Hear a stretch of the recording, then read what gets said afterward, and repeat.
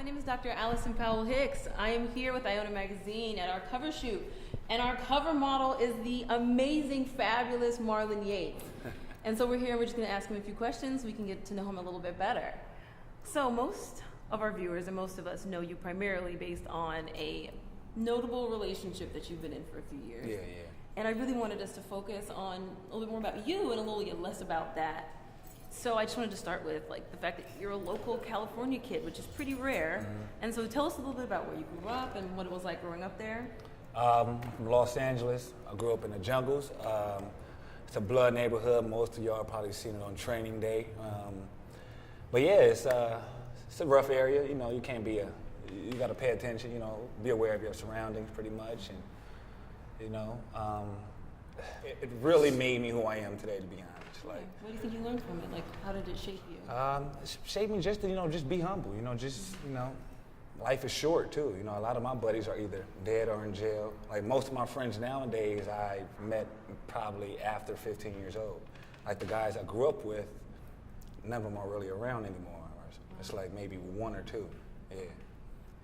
But how do you think you avoided that? Because it seems like out of everyone, you're kind of the one left standing. Sports, for sure. Sports, yeah. I played sports my whole life. I started playing football, basketball, and baseball when I was 7. Wow. And so that kept me busy, kept me out the streets. And when my father passed, when I was 12, my mom, she was scared because I would come home. I was 13 years old, coming home at 11 o'clock, and she was like, I can't lose you to the streets, kid. And I've seen 11-year-olds get, gunned down and all that, so it's rough. Yeah. Was your father's passing really rough on the whole family? Oh yeah, it's most definitely. Yeah, it was cool. Well, I mean, it wasn't cool, but it was just we had to step up. Me and my brothers, take care of my little brother. How many of you guys are there? I got an older brother and I got a younger brother and 2 older sisters. Wow. Yeah. That must have been a major moment in your life too that really shaped you. Oh yeah, for sure, most definitely. Yeah. So let's talk a little bit more about the NFL. Mm-hmm. I heard a little rumor that that was a major part of your life, that you really wanted to go pro and become a professional football player. Yeah, that was my ultimate goal, to make it to the NFL. But I grew up playing since I was 8, and it was just, in high school I didn't get the certain scholarships I wanted, so I had to go to a junior college, and I was one of the top recruits out of the junior college in California. And I'll never forget this situation. Syracuse recruiting coordinator came to my mother's house, and he's sitting in the living room with me like, Mr. Yates, we want to bring you on down to New York. We want you to play for us.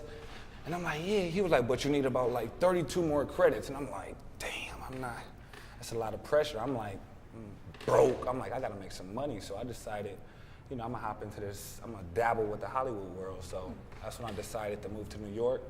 I signed with Fusion Models out there, and I was dabbling with that for a while, but I still had that fire for football. So I moved back, and I moved back. I started to train with a couple guys, and I signed with an AFL squad in Colorado.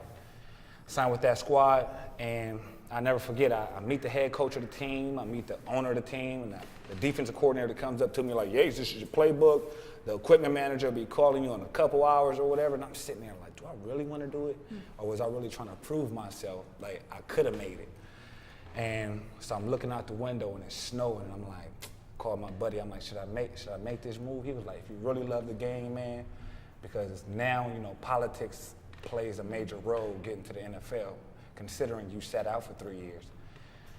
And I was like, all right, so I just packed up a bag, booked a flight up out of there, and I called the representative that was repping me at the time, the sports agent, and I was like, Mr. Tuatili, moving back to LA. He was like, Yes, you just got here. He was like, you know what, I respect it, it's a man move. And that's when I dove into Hollywood pretty much. So I heard a little rumor that you are quite the thespian. Tell us a little bit about your... The thespian. Yes, that's exactly what you are. So tell us a little bit about your acting experience. I started studying when I was 18. Well, that was my first class. I was taking a theater class.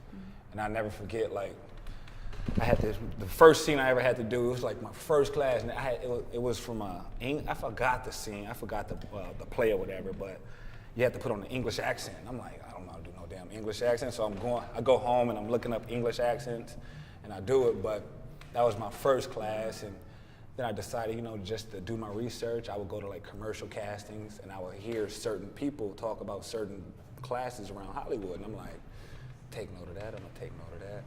And I found a couple great coaches as far as Aaron Spicer, Janet Alhanty, who I was with for like 3 years. I was with Aaron Spicer for like 3 years as well. Yeah, and here I am.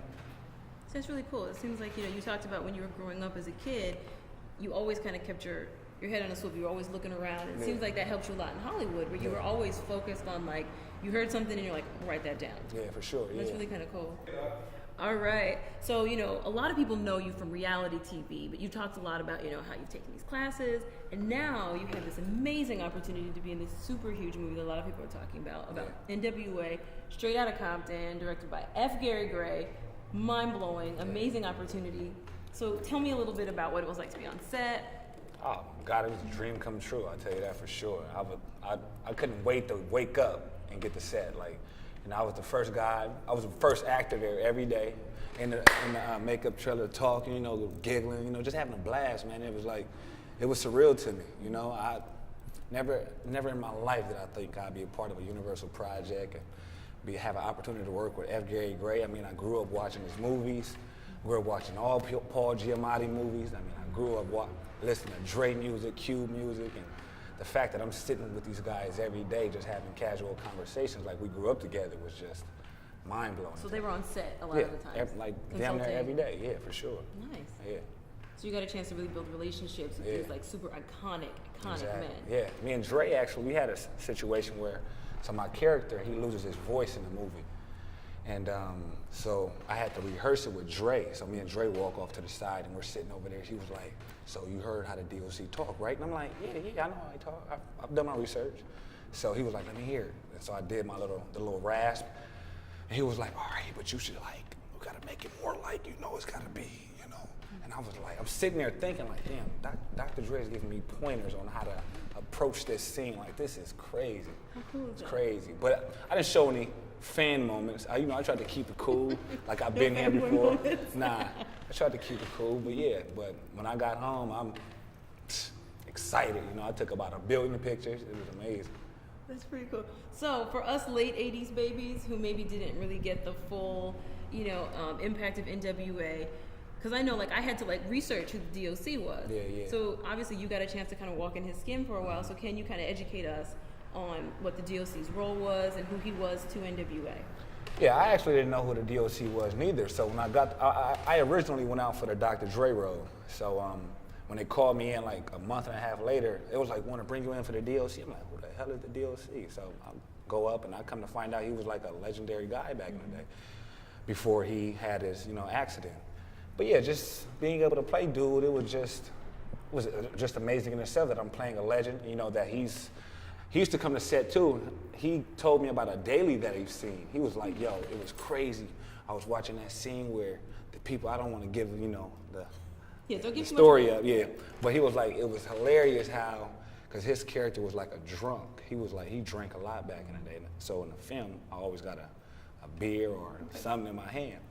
And so he came to me and was like, yo, it's funny how it was like a real hostile situation in this scene, and I came out with a beer, and he was just like, that shit was like amazing, because there was some shit I would have done back in. Oh, can I say that? You're fine. Oh. You're fine. There was some stuff I could have, you know, there was some stuff he would have done back in the day. Yeah. So he felt like you played him very well. Yeah. We talked about it. I mean, even at the rap party, he was like, we taking shots together. I'm like, yeah. How'd that feel? Oh, amazing. You see, I'm excited, man. You know, anxious, excited, nervous, all kind of, That's really awesome. I think this is such an amazing opportunity. And this isn't your last movie, right? You've done another movie since then. Yeah. I've done a movie called Will to Love. Mm-hmm. Yeah. It's with, I'm not sure of her name. It's Keisha Pulliam. Oh, yeah. Keisha Pulliam. Knight. And Marcus Houston and everything. Nice. And Dre was actually in the movie. It was cool. Yeah. This is like super legit. Like you were doing the reality thing, and now you're doing full-on movies. Well, I didn't really do the reality thing. You were on a few shows. Yeah, I was on 2 episodes. You know, Oh, come on. I was trying to stay away from it because I know if I would have really did it, I would never be in this situation. Yeah, right and now. you're like a serious actor. Like, this is really. And so what's next? What do you want? What's your future? I just want to do a movie with Denzel one time, man. Yes. Just that'll be like play his son or something, play his little cousin or something, you know. Yeah, it has to be some kind of like superhero-esque. Yeah, You know, hey. he has to be like more than life, and you have to be like right underneath. Exactly. Him, Yeah, for sure. I love it. Yeah, I'm down. I love it. All right, Denzel. Denzel, come on, man. We are challenging you. You know? We need a movie. We need a role right here. Immediately. All right, thank you so Oh, much. yeah, thank You're you for a having totally me. wonderful person. I And appreciate it. I love how on time he was. Can we talk about that? Yeah. So yeah, thank you so much. Thank you guys. We're gonna get to our shoot now. Deuces.